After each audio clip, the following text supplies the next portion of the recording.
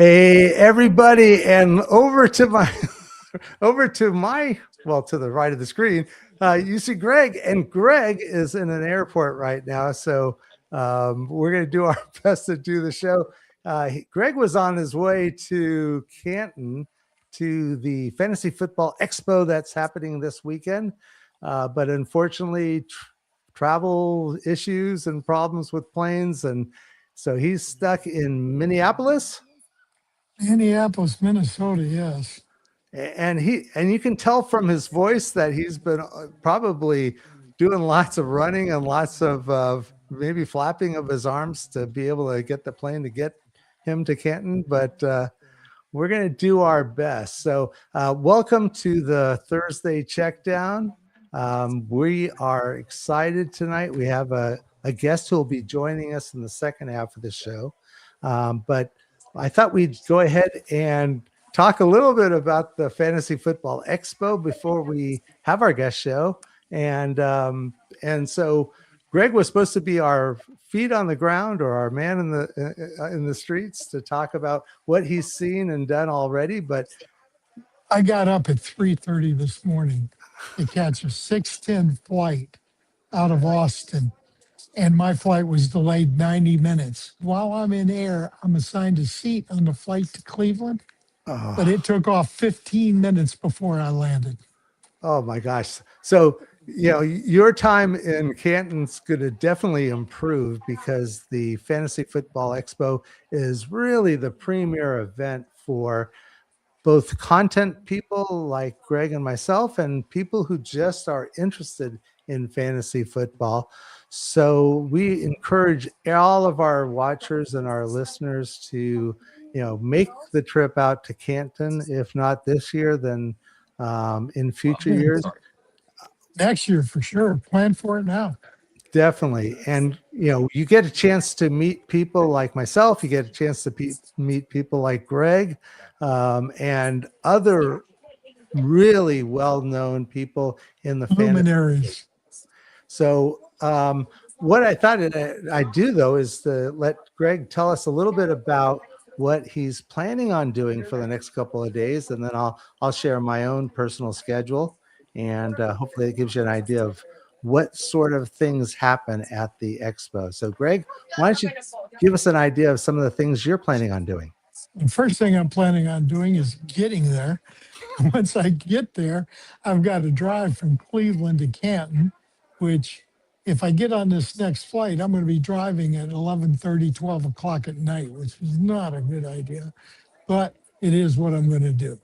Anyway, once I get there, I'm going to take tons of pictures and videos and share it with all you guys.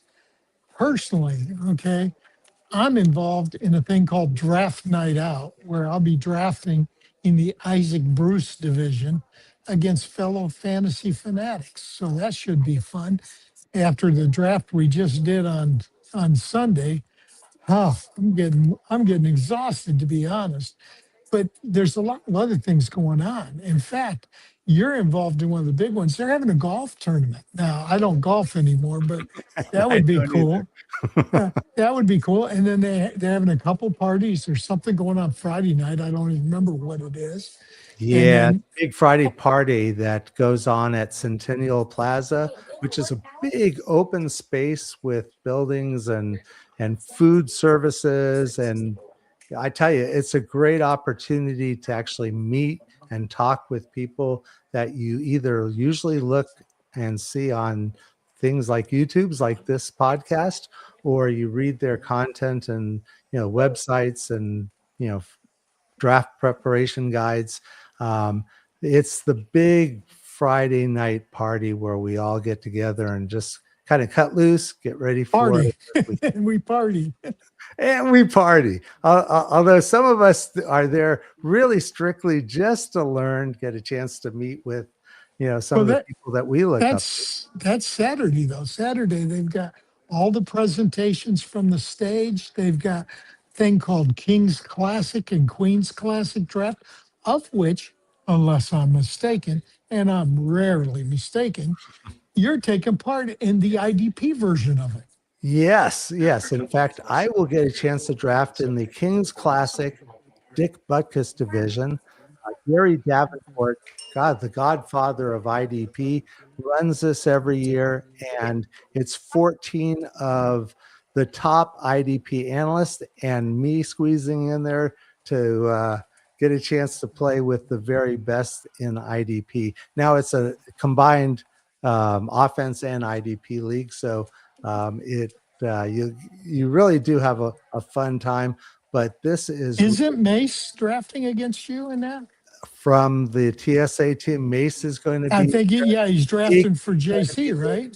JC was going to be there. I think Mace is taking JC's His spot. place. Yeah. Yeah. Yeah, and but it's just a fun, challenging but fun opportunity to play against the best. So that happens Saturday from 10 to 4 in the Hall of Fame. So it's a chance to not only get a chance to draft, but also you get a chance to walk around the Hall of Fame and see a lot of the great exhibits. I did that last year. It was my first time to the Hall of Fame, and it was a blast. And so that's Saturday. Then Saturday night, you mentioned there's a big party at one There's of the a poker tournament, isn't there? There's a poker. Now, I don't play poker, but I know that people like Joe Carlton and others are really big into poker. Is Joe coming this year? I believe so. I believe he's also Cool. going to be playing in the poker tournament. So, Well, that's cool because Football Guys is putting the poker tournament on too. And actually, tonight I was hoping to go to it. Football Guys is hosting a night at the park in Akron, Ohio, where they're watching the Akron, I don't know what they're called, minor league team. play. yeah, that would have been a fun opportunity. First 30 people that showed up were getting in free courtesy of Football Guys. That's cool.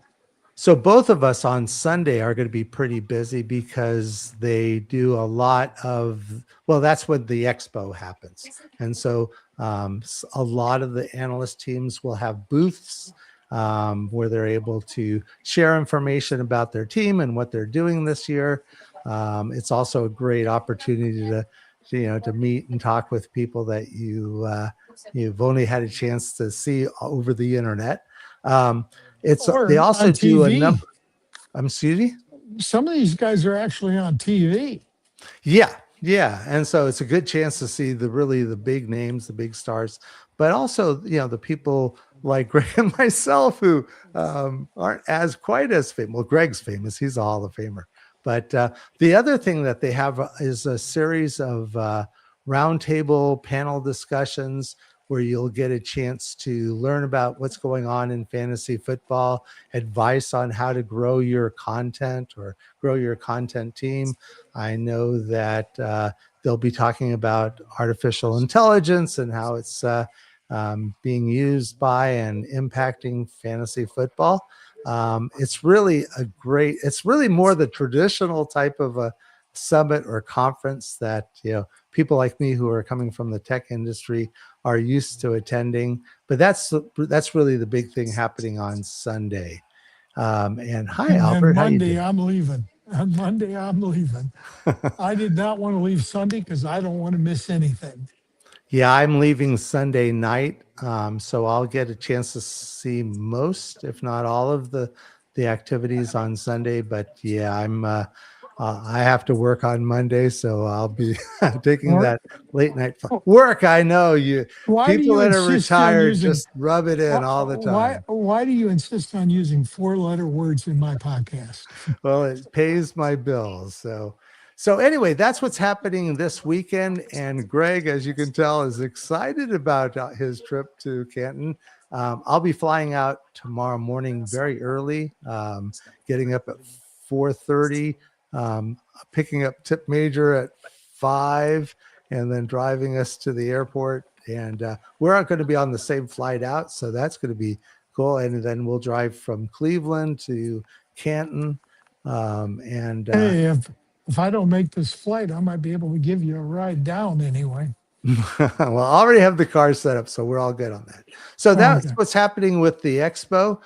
We also wanted to share what both of us did this past weekend on Sunday. I'm sure you all have heard us talk about the Scott Fish Bowl which is the largest 5,000 person charity league that Scott Fish and Fantasy Cares runs. We were able to draft live at the Dallas live draft. Casey Kasem ran a fun, draft. Everything went perfectly. And Greg and I Case, actually drafted in the same division. So, along with a number of other people, including fellow Hall of Famer Bob Harris. So, and Steve May and uh, Central Texas Commissioner, and Batman. We that's Stephen drafted Molina, against you Batman. bet. And in fact, what we're going to do is we're going to talk a little bit about the teams that we had that we were able to draft live in the first 10 rounds. And then we did an online draft to fill out the rest of our team. Before you do that, you got to tell me one thing. Yes, sir. Who's your biggest sleeper in IDP right now? Who do My you want to get in that draft late? late. Because safeties tend to be drafted, or defensive backs tend to be drafted later. There was one I was going to jump through hoops to get, but he just apparently is injured, is on the PUP list. So I'll take my safety number 2, and that is Tyke Smith, safety for Tampa Bay. We just learned today one of the up and coming defensive ends for Carolina Panthers, Nick Scorton, just injured his knee in the first day of camp. And so he's going to be IR. He's going to be out for the season.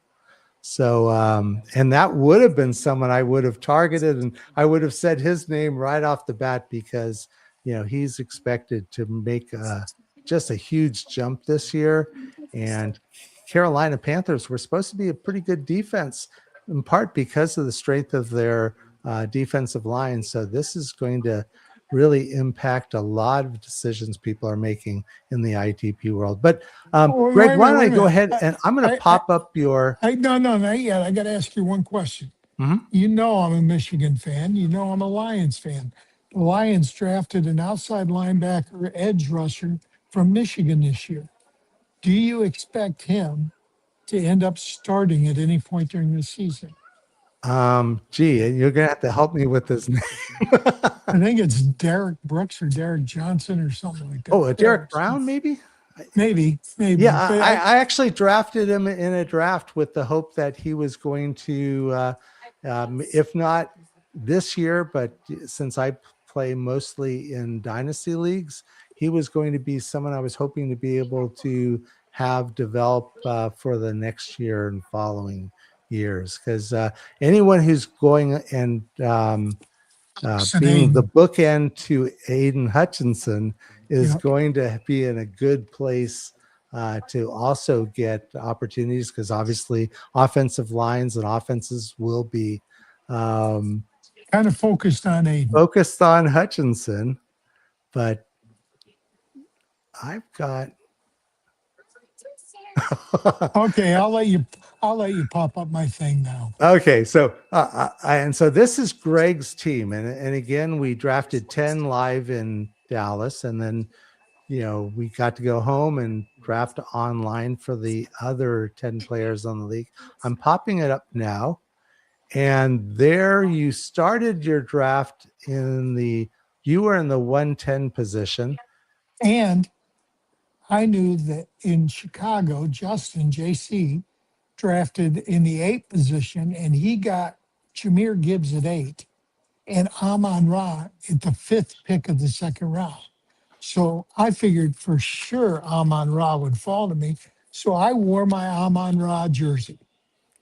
Who picked 6? Because that sucker sniped me.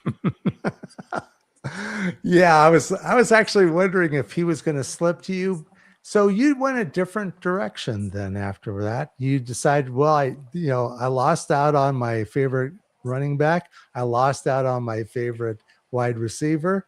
And I think the tight ends went early. I think both Bowers and McBride went early. McBride. So you went with the quarterback.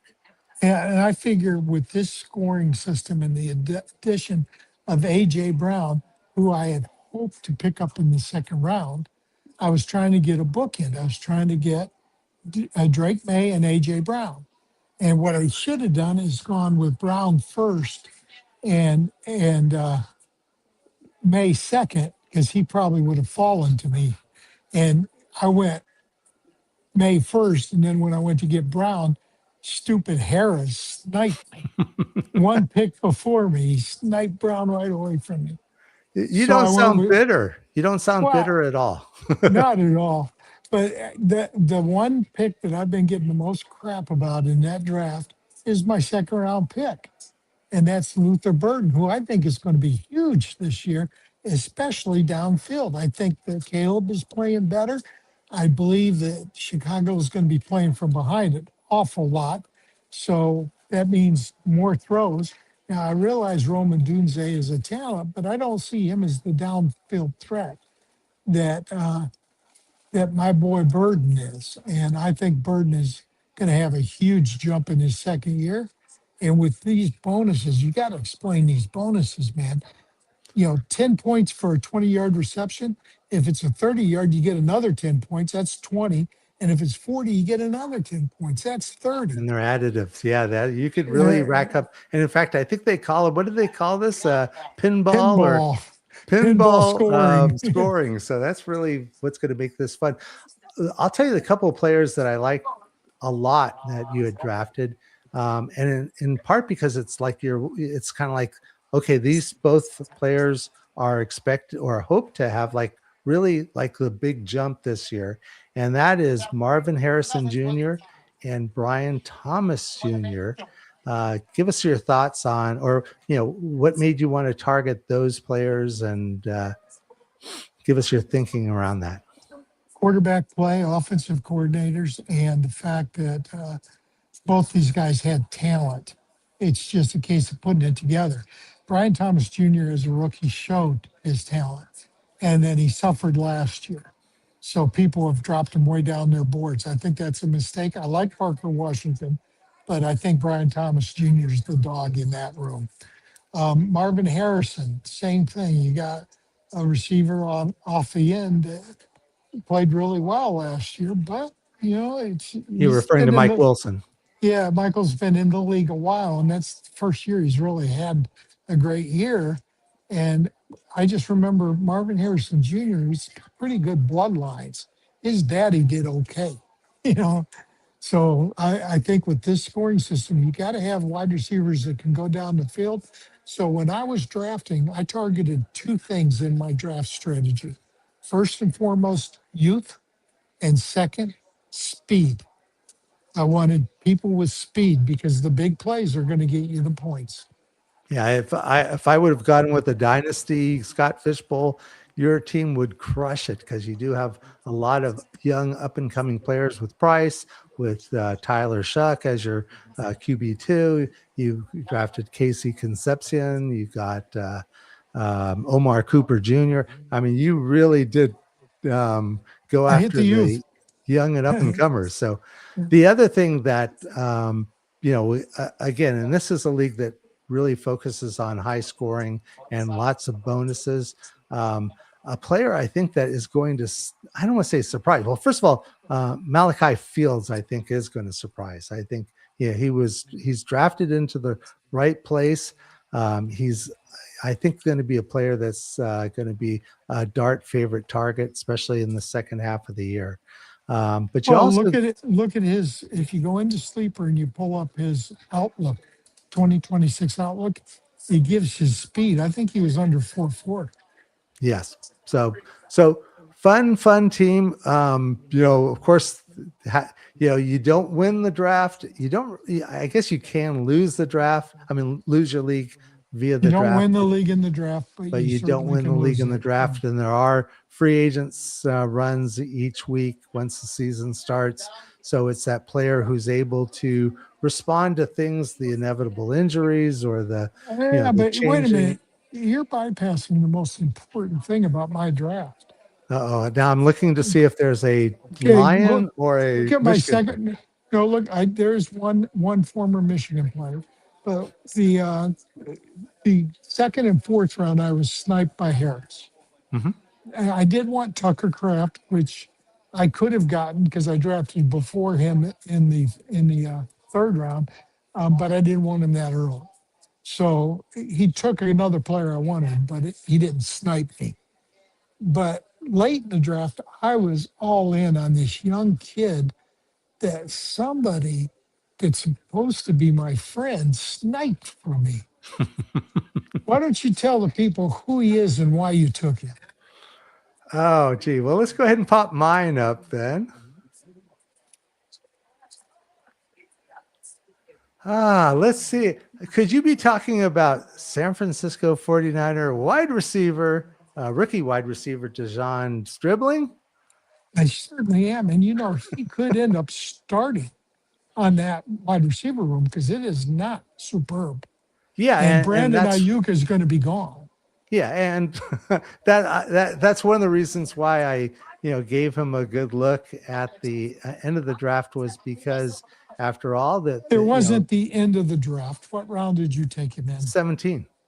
Which is the round I was going to take him in Okay, at pick but 10, so 6 picks later. And so I my bet big gamble, nobody would have taken him if you yeah. hadn't.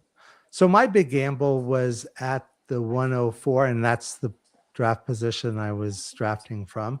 I took JSN, Jackson Smith Njigba, You and better be careful with that. You'll get in trouble with that one. I left Jamar Chase in choosing JSN, and Chase would have been probably the safer play. But I was basing in fact, it was funny. I saw John Bosch before the draft started, and I told him, I said, I'm targeting JSN. I really wanted Puka, but I think Puka went at the 101.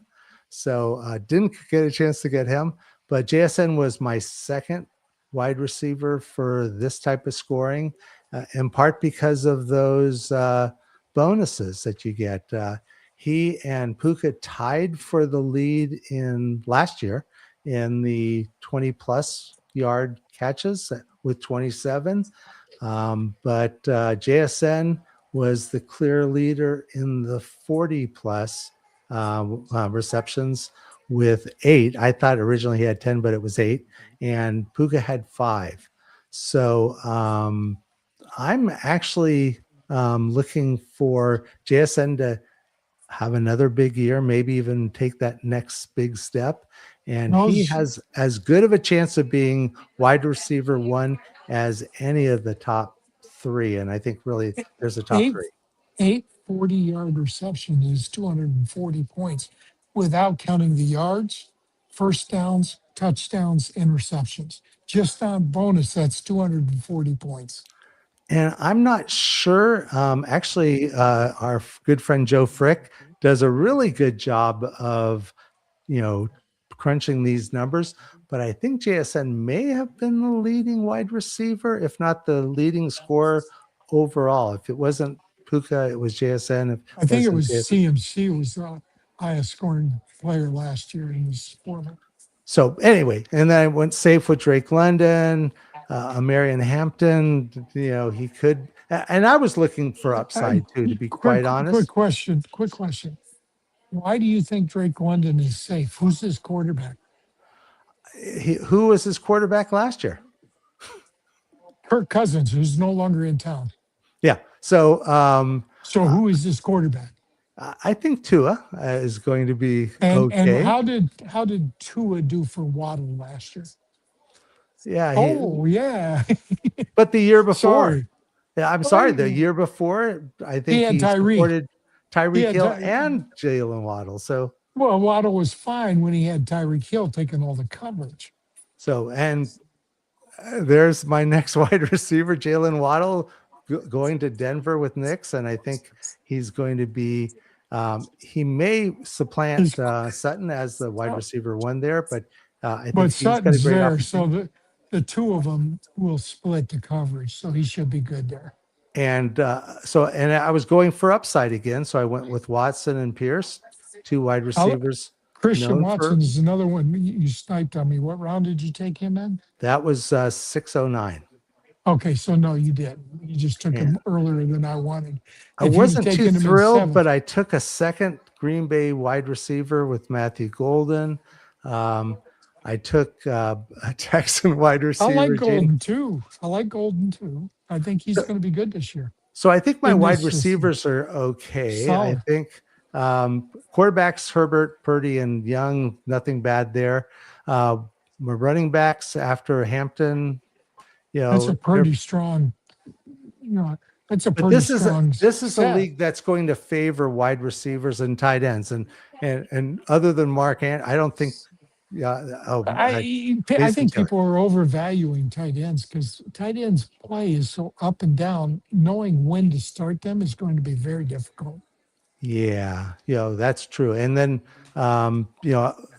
something I tend to do in every Scott Fish, in fact, in most of my drafts is I look for a lot of running backs at the end of the draft, a lot of the handcuffs and, backups with an opportunity in front of them. So people like Ray Davis, if Cooks goes down, Katron Allen, and who knows what's going to happen in the Washington backfield. Rashad White's going to start. Oh yeah, and he, again, is I think a better receiver than runner, and so you'll probably get a lot of the pass scoring from him, but his efficiency as a running back is not quite as good. And I think it's JC, better than Bill. we're going back to Jacory. We're not going to call him Bill anymore. And then, the one gamble I took, and it may have been a bad gamble, but I gambled on Zach Charbonnet. I know you picked Price, so it'll be fun to watch the season progress. But if Charbonnet does return and it does recover, he's not expected to get back before November. Yeah, And October, November timeframe. But and even if he does, his first month back, he's not going to be ready. But come playoff time, what running back would I be adding off waivers that would have the impact of Zach Charbonnet? Whoever replaces CMC when he goes down, whoever replaces Taylor if he goes down, which is why somebody took Giddens in the 20th round. Yeah, I mean, you're right. I also took a shot, if you remember, on the kid from Penn State that went to Tennessee because I don't trust Pollard. Yeah, and that was actually a really good pick because Pollard and Spears, between the two of them, you have three-quarters of a running back. Yeah, you got one between the two of them. Yeah. So anyway, those were our teams, and we'll get a chance to have fun during the rest of the Scott Fishbowl season. We're in a really tough division. I mean, we talked about that both at the draft and after the draft. There were a lot of sharks in our division, and not just Bob Harris, but there were a lot of really good players. So it's going to be a tough year. Maybe someone with 8-9 wins might be the guy that drafted first. Was it Scott that drafted first? Oh yeah, he had an unusual draft. He started off with 6 straight wide receivers and followed up with 2 quarterbacks. And then after that, I don't remember what he did, but he had a pretty good wide receiver core, and he can start 6 wide receivers. Yeah. So, in fact, you can start as many wide receivers as you want, right? Because there are no set positions. Only 10. Because there's only 10 starters. So we're excited, and we'll probably talk a little bit during the course of the season on future Thursday checkdowns, just to give you updates on how we're going. I do want to mention one thing from the Scott Fishbowl live draft. I actually met a young man there. I took a lot of pictures there. If you've seen my Facebook post, you've seen them. But I met a young man there who actually joined my Beta Hall of Famer League this year because he met me up there and he saw me post that I had 2 openings, and he was one of the first ones to reply. So Calvin Brown. Nice. Cal, good luck, buddy. Yeah, I think he goes by Brocal. I think I met Bro, him. Cal, yeah. I met him last year and then again this year. So I yeah, think it might good. be Bro Cal 44 or Mhm. 38 or some numbers after.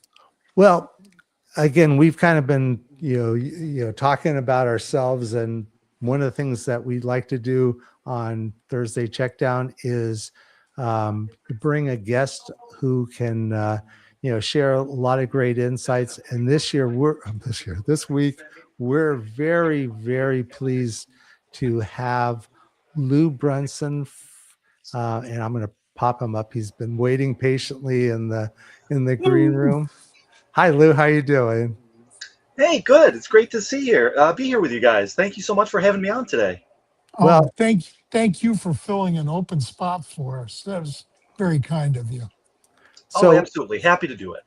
so Lou, we wanted to first give you a chance to, this is your first time being on Thursday Checkdown, and so before we even dive into fantasy football, it would be great to get to learn a little bit more about you, and if you could share with us a little bit of your, personal story as well, what you do out of fantasy football, what you do in fantasy football, and where people can find you.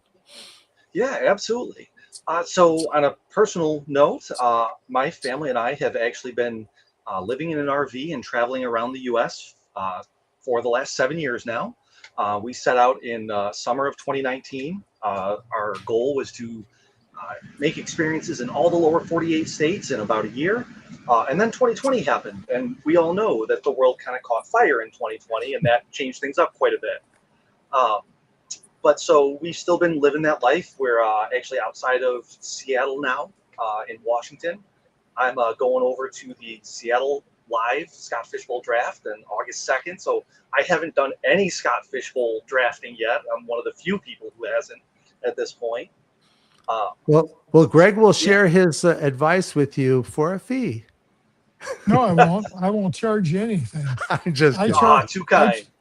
No, Lou. I charge exactly what my advice is worth. Nothing. Wonderful, wonderful.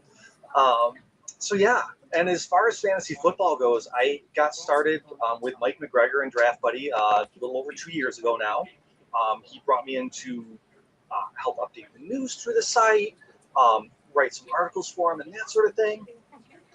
And Mike's been absolutely wonderful. He's got me in touch with so many people within the fantasy football community, and I really cannot say enough good things about Mike. He's absolutely amazing.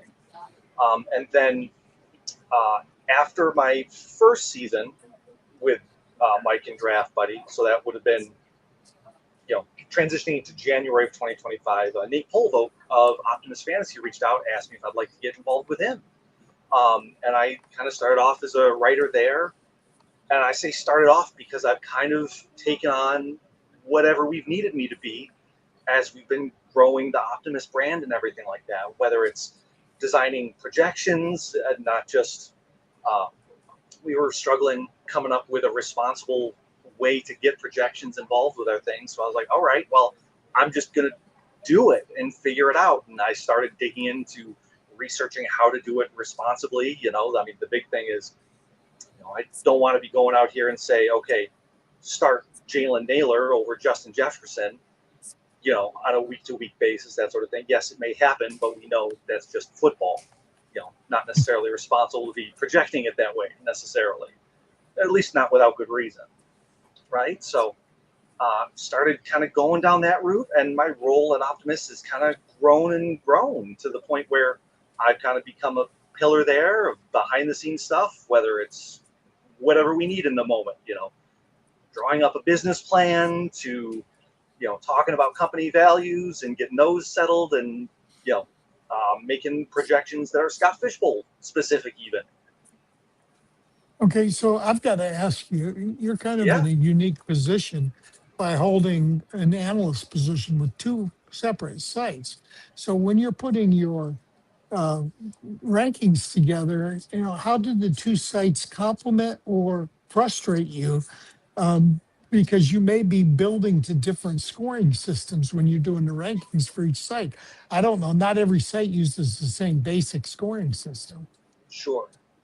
Well, and that's a great question. And ultimately, I look at it as two different things because I look at my projections are 100% database. There is none of my opinion about anything that is baked into the projections.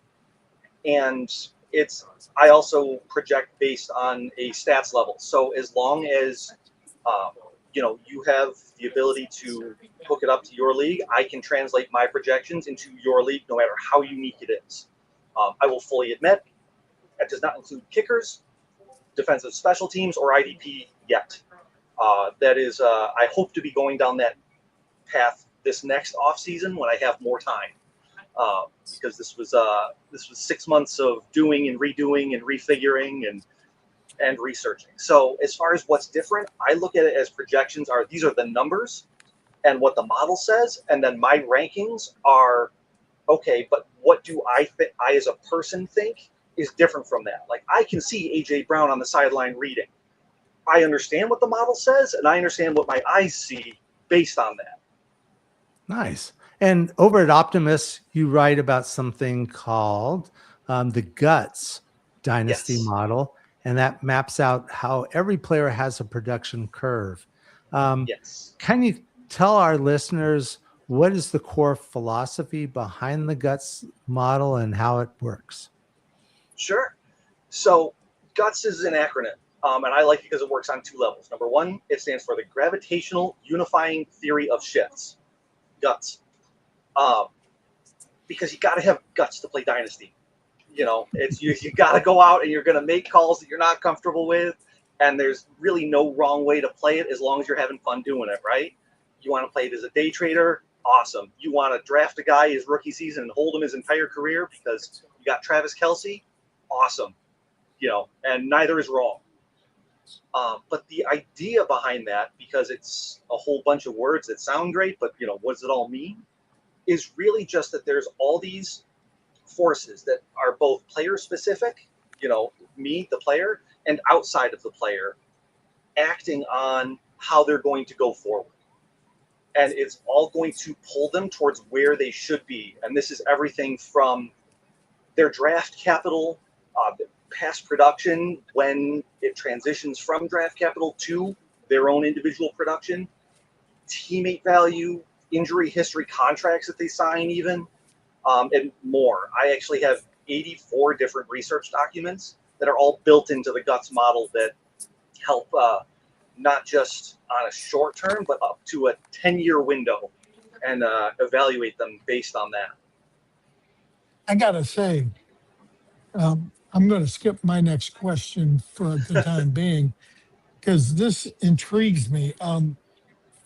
How long have you been doing this, and are you tracking how accurate it is? Because with all the variables, it's hard for me to believe projections from anybody. And that is incredibly valid. How long have I been doing this? Honestly, I have put all this together over the last year now. And luckily, I have the NFL Verse database goes back to 1999. So all the data is there if you want it, essentially. So I've been able to look at not just the game back then, but how the game has evolved. And there's very definitely 4 different eras in there, which if you've been playing long enough, you kind of know, right? Like, we don't have LaDainian Tomlinson anymore. We also don't have Drew Brees and Matthew Stafford. Wait a minute. We've got Jahmyr Gibbs. He's LaDainian Tomlinson. Drew Brees and Michael Stafford. We've got Drake May and maybe Bo Nix. We don't know yet about him, but Drake May certainly shows the promise. There's always players to replace the superstars of years gone by. Always. They replaced them, yes. But we're not seeing, the point of that is that we're not seeing running backs rush for 30 rushing touchdowns anymore. Because it wasn't just LaDainian Tomlinson. It was Priest Holmes. It was Larry Johnson. It was all these guys, right? Where you'd see the first round of drafts be almost entirely running backs. Well, no, you'd see stud running back theory, which is 3 running backs in the first 5 rounds, which That too. I believed in for decades. The thing is that nowadays coaches are throwing inside the 5. They never used to. Sure. Well, and that goes into it, right? Because that was one of the shifts, that era change that we saw, where it was that passing explosion, where Yeah. the Patriots did what they did, and they grabbed, and Peyton Manning whined and cried about it, and the rules changed, and it took a couple years for that to take effect, but the game changed behind it. So seeing the game evolve over the years goes into it as well. Like, one of the things I noticed, for instance, was that players are much more replaceable now than they used to. The running backs and wide receivers, like the superstars, yes, they press on because they are superstars and they just operate on a different curve than the normal players. But if you are kind of marginal, you're out usually for younger players. They're going to draft someone to replace you because they can get close enough to your production out of a second or third round pick usually. Okay, well, now to my regularly scheduled question. You made a lot of waves with your predictions this year because you got Puka Nacua as number 1 overall, not number 1 wide receiver, number 1 overall. Most Sure. people have either Bijan or Jameer Gibbs number 1. Personally, I have Gibbs number 1 simply because I think Bijan's dropping 25% because of his workload from last year. But I'd love to hear your thoughts on why Puka. Sure. And the short version is that he's got the history and he's done it. Puka, not Puka, but Bijan, Jameer Gibbs, yes, they've been fantastic as running backs. And I also have no problem if people want to take them first overall. Just because I have a player number 1 doesn't mean that you, when you're actually building your team through the draft, needs to take them number 1. That's where things like, value-based drafting or value over replacement players, all of that comes into play, right? Like, yes, I may say Puka is going to score more, but if you can get closer to your ideal or your top scoring potential by taking Gibbs or Bijan Robinson first, by all means, do that instead. This Do you is know just who? Do you know who started value-based drafting, by the way? I don't know off the top of my head. I know I first heard it through football guys, but I That's couldn't tell it. you where it actually That's who's. started. That's Joe Bryant. Right. Football guys started value-based drafting. So I didn't want to assume, or anything like that. let me jump in just with a question that kind of ties, I think, the point you're making, which is, and again, one of the things is that this is dynasty, looking at dynasty. So you're looking at perhaps longer projection or projected, timing over the value you're getting back. And is that why perhaps you looked at, someone like a Puka who, I think running backs are looked at with like a shorter life cycle, maybe 2 years, and wide receivers are going to provide you with, more performance over a longer period of their career? Speaking specifically to dynasty, in short, yes. I mean, one of the things that I saw through my studies is that each position has kind of their own like super elite sort of thing, where it's not just wide receiver 1s or running back 1s. Like, the very top of those do not act the same as the bottom. They're completely different populations, without going too far down statistics here. But those truly elite wide receivers, they play so much longer and at such a higher level than even the elite running backs. Like, you need your true unicorns, not your super elites, your guys like your Derrick Henry, like your Christian McCaffrey, that kind of defy age to a certain extent. And you see them kind of giving back some, but they're still doing the thing way better than they have any right to given their age. Yeah, but and before Greg jumps in saying, but Draft Buddy is free draft. But does that also kind of color some of your looks at even, this year's players? Like, are you tending to look at things like the number of touches or years and the inevitable cliff of age. Well, yeah. And I mean, we are used to thinking in terms of cliffs with wide receiver, with running back, that sort of thing, where it's like, okay, this is what you want to avoid. But I think what we're not used to thinking about is in terms of, okay, this is the point when they've hit their peak, and that's always a few years before, right? Because it's not usually where a guy is going to go from, 1,300 yards and 12 plus touchdowns down to 400 yards and 2 touchdowns outside of something like injury, right? That's usually not how it works. You're going to start coming down a bit and still be kind of flirting with who you've always been, and then the plummet is going to happen. Okay, well, you mentioned 2 guys in the same sentence, and I got to touch base on this one because I couldn't disagree more. Derrick Henry is a unicorn. That 30-year cliff is, if you look at all the running backs that hit 30 that were elite before and what they did after, you're going to see that sudden drop off, not the gradual downturn. And Christian McCaffrey is an elite running back who can't stay healthy. Okay. When he's on the field, he is always good. But he's got I'm a big believer in the curse of 370 and heavy workloads impact running backs. Derrick Henry, heavy workloads don't impact him. LaDainian Tomlinson, you mentioned him earlier. He basically beat the curse twice, but he succumbed to it 3 times. So the curse of 370 says that 90% of running backs who hit 370 touches in a single year will drop between an average of 43% the following year. Some through injury, some just through less efficiency. Now, that doesn't matter age. The cliff is purely age. Derrick Henry, I got to ask you because you got him ranked 3rd, and he is a unicorn. I can actually see him getting 3rd this year. I don't think the hits, the cumulative pounding has shown up on his body the way it has on others. And I'm not talking about just your scat backs either. You got the Marshawn Lynch's, the Earl Campbell's, Hall of Fame guys that hit that 30-year cliff and gone. But not Derrick Henry. Yeah, but not Derrick Henry. Why is he different? And how confident do you feel that he's still got that elite ceiling for this year? I mean, that's a great question. I just kind of want to touch on one thing that you said with the curse of 370 and how few running backs return to it, because you're absolutely right, and I can't argue with it.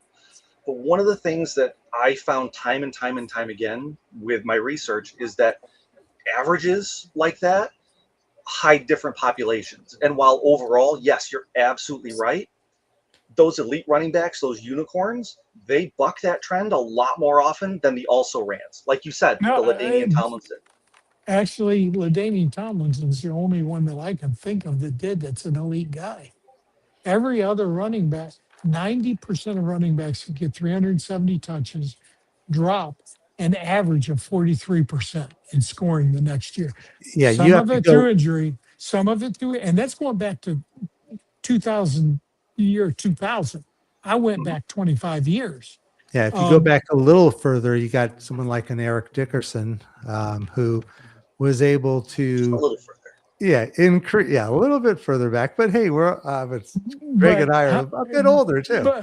But how many did? Like I say, 90%. And again, 90%. It's that unicorn. It's that he's unusual, just like Derrick Henry is unusual. His body, his preparation, his do you know how much that man spends on nutrition every year?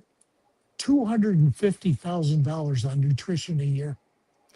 And Baltimore must have that degree of confidence in him even for this year because, who are his backups? So he's got Justice Hill, the rookie Adam Randall. I mean, it's their expectation is he's going to be carrying the load. He doesn't have backups is what you're saying. Right. That all goes into it, right? Because it looks at who the teammates are. Part of it, I will admit, is I believe in a return to prominence for Lamar Jackson. He clearly was not okay, was not healthy last year. And we know that when they are both healthy, they are an absolute nightmare to stop. Well, We as know a that side question, then, if you truly believe that, where do you have Zay Flowers ranked? Because he's got to be pretty high, doesn't he?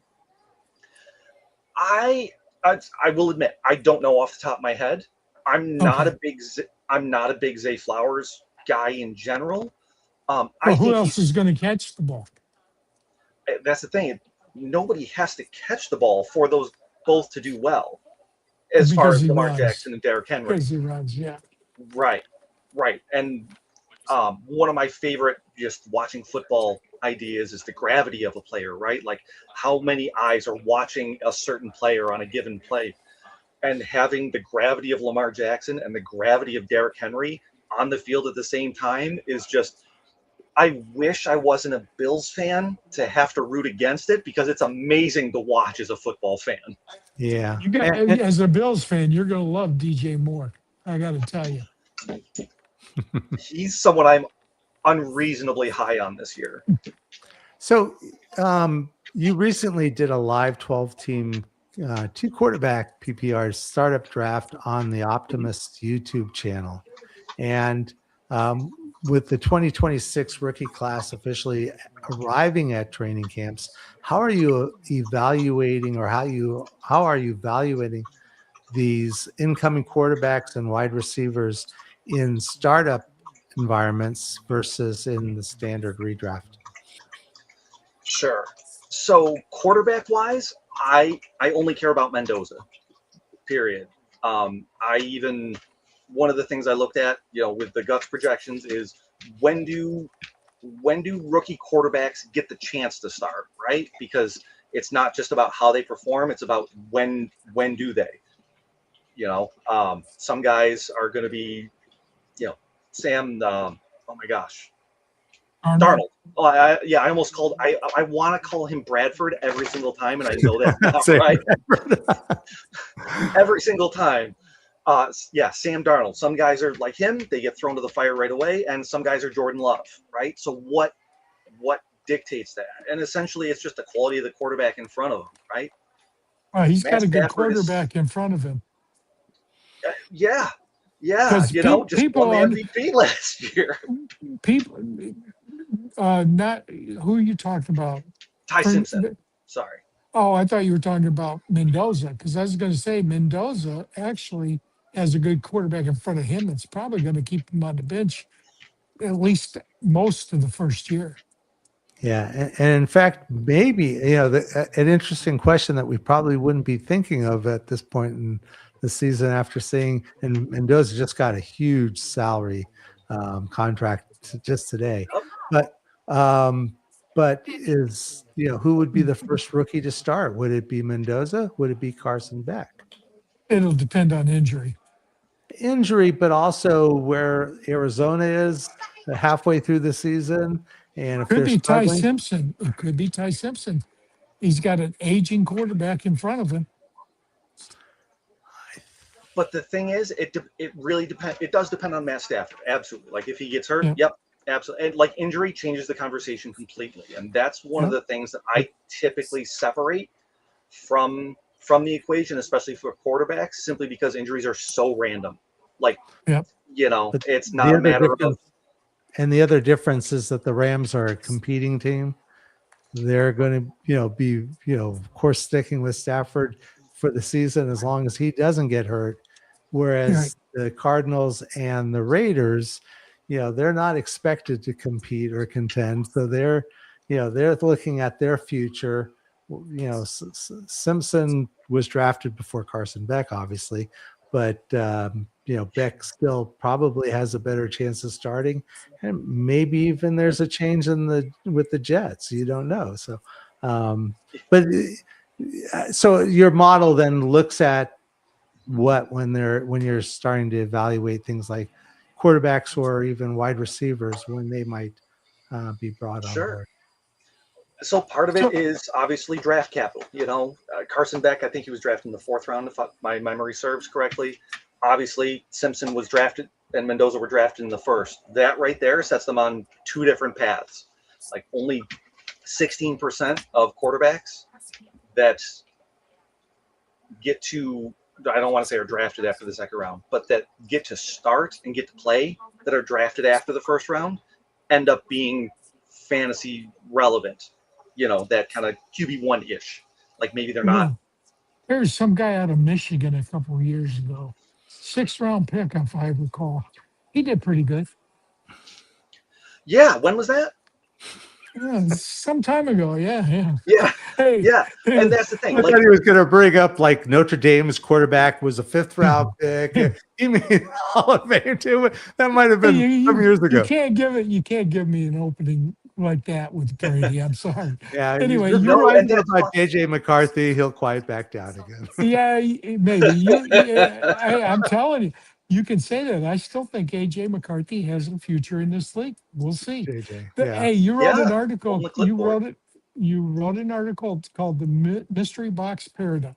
All right, Yes. and it's basically warning managers about trading current assets for rookies. So basically, what's the biggest mistake you see fantasy managers make when they're evaluating the perceived strength of a future draft class versus the known strength of an existing player? I think your question kind of answers it, to be perfectly honest with you. I think that they underweight the value, not just the perceived value, but just the lasting value of players that they trade away, and overvalue the draft picks. Unknowns. Like the Unknowns. yeah. I mean, the fact of the matter is that roughly half of first round draft picks by ADP end up busting. Whereas the guys that are getting traded for those picks, they've proven who they are. But typically speaking, right? Like you're not going to be getting first round draft picks for third round running backs. Typically, third string running backs. Typically, would you give up a first round pick for, say, a Kyron Williams? Well, are you talking about 2027 first round pick for one thing? Yeah, 27, because it's yes. Sure. And that's a really good question, and so much of that is it depends. Like, am I competing? Does my team need a running back? What's my team look like? Like, is my team going to be devastated if I'm dealing away a highly coveted 2027 first round pick for Kyron Williams if I don't have Kyron in a year and a half? Am I okay with that? No, you prefer getting the known quantity. So what I'm going is the other way. Would you give up your first round pick to get Kyron Williams? Right. And what I'm saying is that it depends on my team, because there are teams that I have that no, absolutely not, because they don't need a Kyron Williams. I'm not a running back away. I'm the Falcons. I'm not a running back away. I don't need Bijan Robinson at this point. I need a quarterback and a tight end and 2 wide receivers and 3 running backs. That's what I need. Have more capital. Well, no, he's saying the opposite.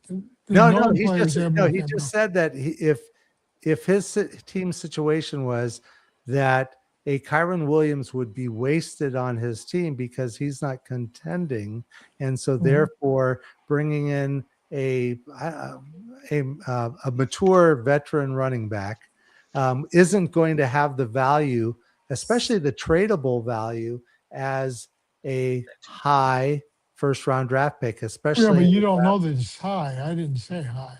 I just said first round pick. A high value first round draft pick, and which is, draft picks don't get injured. True. So their value they maintain their value. Well, see, now for me, as a Michigan fan, I'm hoping the Rams trade away Kyron for a first round pick so Blake can play. I get that. I do get that. Like, he's looked good in limited time. Yeah, and he's a Michigan guy, so I love him. Sure. So we had one last question, and yes. I'll tell you, Reddit is such an interesting place. So the question came up, I was like, wow, that's pretty cool. So you're famous for your unfiltered live Ask Me Anything that's on the R Fantasy Football Reddit community. And so what is, and to me, Reddit is just a wild west. I mean, so It I'm is. kind of No, curious. no. Reddit is what the rec.sport.football.fantasy news group used to be. That's exactly what it is. So what was the wildest question that you ever had to answer from a fantasy manager? I will admit the AMAs, for me at least, I'm small potatoes compared to these guys like Matthew Berry and Chris Harris and all these guys who get on there and they just have people falling over themselves to ask the absolutely most unhinged things you'll ever see, right? But I'm not them. So I honestly, my AMAs have been pretty tame, all things considered. I get a lot of start sit. What do you think about this guy versus this guy? That trade. I don't have the wild AMA stories. Oh, Reddit specifically, though, I'm a big fan of posting articles there. Like, for instance, I wrote about AJ Brown and his outlook this season there, and how to reasonable expectations for him, which people don't like reasonable. Uh, and my favorite comments are always the ones that they clearly had nothing to do with the article before they posted them. And it's kind of along the lines of like, all the questions you're asking me about my t-shirt are answered by my t-shirt. Hey, wait a minute. Is this reasonable? 100 catches, 1,400 yards, 10 touchdowns. AJ Brown. You are betting on the bull case, which has the worst odds of the kind of the 6-section rubric. But I said, is it possible? You No, I said said reasonable. reasonable. I said reasonable. Is it reasonable? It depends. So I hate being it depends guy, but if you're asking for is it the best odds being reasonable? No, it's No. not. Do I think it's possible? Yes, absolutely. It requires a few different unlikely things to all happen at the same time in conjunction to hit that. But is it within the realm of possibility? Yeah. Yeah, well, if that happens, I'm going to hate Bob Harris forever. Sure. Well, I mean, you're probably going to find some reason to do that anyhow. But I mean, this is as good as any. Bob. No, I love Bob, but he sniped him for me. Yeah. Yeah, you missed it on our draft review. Was that what led to Burden? Was Yeah, I that took Burden in the second round because you were Harris knocked took off AJ your Brown. step by Bob Harris, stealing AJ Brown right in front of you. So, but Couldn't that's what they complete the tell May you. and Brown stack. Well, what I said was I should have taken Brown in the first round and Drake May in the second. Then what I was trying to do was getting the package deal. But Because I as went it the turns opposite way. out, although I heard Bob on his show say how people were picking quarterbacks earlier than he expected, and maybe he was looking at the Drake May as an example. But I actually was expecting that there'd be more quarterbacks taken earlier because I was talking with people and I was hearing people talking about quarterbacks. I was kind of happy that as my QB3, I got Bryce Young. I mean, I was kind of wishing that everybody went tight end and wide receiver early, so I could have gotten Jameer at 10. well, listen, and Lou, really do appreciate you, and Hey, tell everybody where they find your work. Yeah. Thank you. Yeah, absolutely. So you can find my work, my writing, my projections, everything like that. You can find them on draftbuddy.com or optimusfantasy.com. My projections with Optimus especially are built into all of the tools that you'll find through there, whether it's betting, line projections, that sort of thing. It's absolutely integrated through everything. And as far as if you want to find me on a day-to-day basis, I'm on Blue Sky through Python 27. I'm on there. Rick, I appreciate you finding me on there. You're a joy. And I'm always active, in the various Discords. My name, I just go by Lou, kind of pretty much everywhere. But my PFP is, my profile picture is kind of unmistakable. I don't look much different than I do right now. And you're going to be in Canton, right? I'm not. No. I'm out here by Seattle, and it's a little bit expensive to get all the way out there. Yeah, it's a journey, that's for sure. Yeah. Well, we really do appreciate you jumping in and helping us out. We had to quickly reschedule, so really do appreciate you doing that. Speaking of mystery box, our guest next week is going to be a bit of a mystery box because we're hoping to troll the hallways in Canton and drum up a guest for next week. So, but we are looking forward to having you join us next week. Appreciate folks who've been in the chat and also folks that have been watching. Do hope you get a chance to go out to the expo if you're not. Plans can't help get you there this week, but we would love to be able to meet folks in person, and that's a great opportunity to do so. Greg, any last thoughts? I just got to go. I got to get down to my gate, hopefully catch the next flight. Lou, Awesome. thank you. Okay. Absolutely. I appreciate you both. Thanks, everybody, and we'll see you guys next week. Bye now.